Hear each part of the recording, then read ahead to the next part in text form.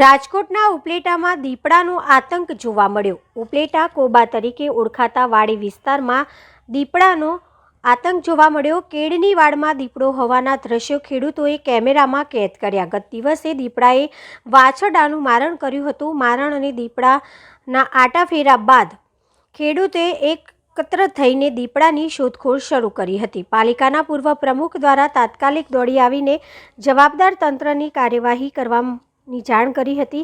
દીપડાને પકડવા માટે અહીંયા તાત્કાલિક પાંજરું મૂકવામાં આવે તેવી પણ માંગ કરવામાં આવી હતી અને તંત્રને જાણ કરવામાં આવી હતી।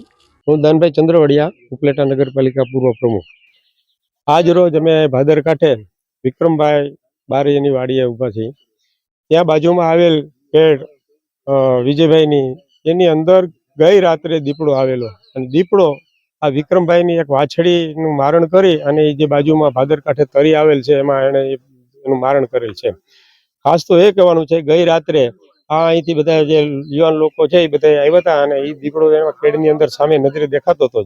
આનો જે વિડીયો છે મેં ફોરેસ્ટ વિભાગને મોકલ્યો છે, ધારાસભ્યશ્રીને મોકલ્યો છે। આ દીપડો અહીં 2-3 દિવસથી એનો પડાવ છે।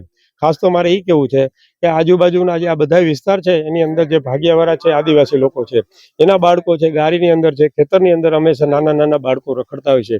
કોઈ જાનહાની થાય, કોઈ માનહાની થાય એની પહેલા જો આ દીપડો છે ને પકડવામાં આવે એવી અમારી સૌની લાગણી છે। અને ખાસ તો કહેવાનું છે, ફોરેસ્ટ વિભાગને જાણ કરતા સવારમાં એના માણસો તો અહીંયા આવેલા છે, એની સાથે ચર્ચા થતા એણે એમ કીધું છે કે 2 પાંજરા ફરજિયાત મૂકવા પડશે, નકર આ દીપડો છે ને એ પકડી શકાશે નહીં। પણ મારી ફરી એવી અપીલ છે કે આ તાત્કાલિક ધોરણે આ દીપડાને એરેસ્ટ કરવાની જરૂર છે અને પાંજરે પૂરવાની જરૂર છે। કોઈ જાનહાની માનહાની થાય એ પહેલા આ સૌ આજુબાજુના ખેતરવાસીઓને એના ભયનો માહોલ ફેલાણો છે।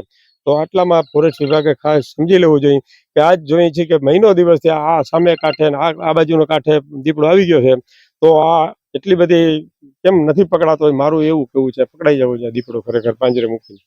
મારું નામ મેહુલ કરશનભાઈ ચંદ્રવાડિયા, ઉપલેટા ભાદર કાંઠે અમે ખેતી ધરાવીએ છીએ અને મારા હેઠા પાડોશી એવા વિક્રમભાઈ નાથાભાઈ બારિયા એમની પરમ દિવસે રાતે વાછડીનું મારણ દીપડાએ કરેલું હતું, પણ રૂબરૂ કોઈએ જોયતા નહીં। બાદમાં ખ્યાલ આવ્યો કે દીપડાનું મારણ છે કે કૂતરાઓનું, પણ એ ખ્યાલ આવતો નહોતો।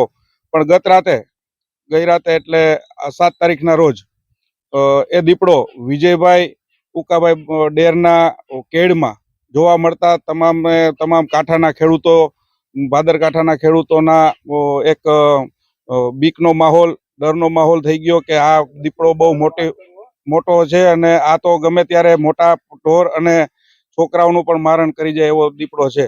ત્યારે ગત રાતના રોજ અમે ફોરેસ્ટ ખાતાને અને ગવર્મેન્ટને જે કોઈ લોકોને જાણ કરવાની હતી કે ભાઈ આ દીપડો કોકનું મારણ કરે, મનુષ્ય પક્ષી પણ હોઈ શકે, આનો કોઈ ખ્યાલ છે નહીં, પણ આનો એક વહેલી તકે આનો પાંજરે પૂરવો જોઈએ અને અહીંયાથી એને ક્યાંક એના સેફ જગ્યાએ મૂકવો જોઈએ।